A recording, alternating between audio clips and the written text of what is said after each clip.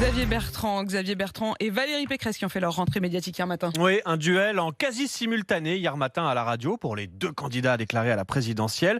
Et en les écoutant, sur le fond, difficile de voir de grandes différences. Par exemple, sur l'actu, sur l'Afghanistan, c'est quasiment du mot pour mot.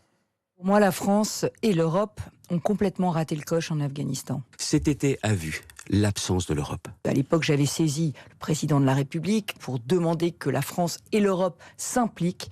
Au cœur de l'été, il fallait réunir, je l'ai demandé, un Conseil européen extraordinaire. Voilà, ils avaient évidemment tous les deux les bonnes solutions, beaucoup plus tôt que les autres. Oui, peut-être que c'est coordonné.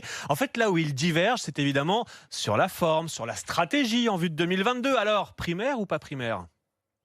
Je jouerai collectif. Si on veut se tendre tous la main, puisqu'il paraît que...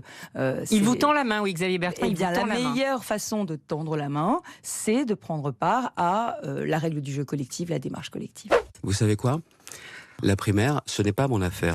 Voilà, la primaire, c'est pas mon affaire. Merci, au revoir. La petite formule, la petite rime pour tenter de clore le débat. C'est bien joué, mais Valérie Pécresse avait elle aussi prévu une petite rime hier pour définir son style. La vérité, c'est que l'autorité au féminin, elle est un petit peu différente de l'autorité au masculin. Elle doit s'imposer par la compétence et elle doit s'imposer par le faire. C'est pour ça qu'à Dame de Fer, F-E-R, je préfère Dame de Fer, F-A-I-R-E.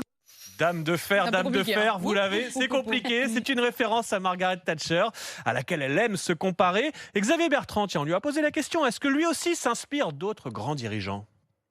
Je suis moi-même, Xavier Bertrand. Voilà, en toute simplicité, mais pour être... Il s'inspire de lui-même. Valérie Pécresse, elle n'a pas dit qu'elle était... Moitié un tiers Thatcher, 2 tiers Merkel. Exactement. C'est ça. Alors que Xavier Bertrand est Xavier Bertrand. Mais pour être parfaitement lui-même, il n'a pas hésité à s'afficher avec son épouse la semaine dernière dans Paris Match. Et là aussi, les stratégies divergent. Une ascension se fait à deux, ça n'est pas un couple qui est élu. Mais la force d'un couple, ça donne aussi une force dans cette épreuve sans pareil, qui est une élection présidentielle. On a vu Xavier Bertrand dans Paris Match. On vous verra bientôt aux côtés de M. Pécresse ? Écoutez, lui c'est lui, moi c'est moi, on s'aime, c'est ce qu'il y a de plus important, mais je ne suis pas une femme sous influence, c'est en tant que femme libre que je me présenterai.